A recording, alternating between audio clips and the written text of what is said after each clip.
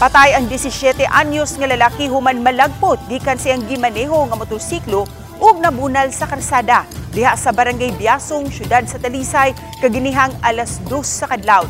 Ang namatay usa ka tinun-an nga taga Purok Tugas, Barangay Dumlog.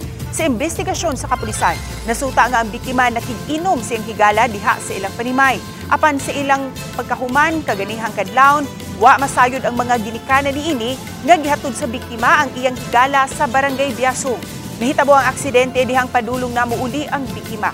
Matod sa mga saksi, kusog ang padagan sa biktima nga mibangga sa gutter sa Taytayan. Milahos ang motorsiklo sa gate sa usa ka panimay. Samtang ang biktima tungod sa impact nalagpot ug nabunal sa kalsada.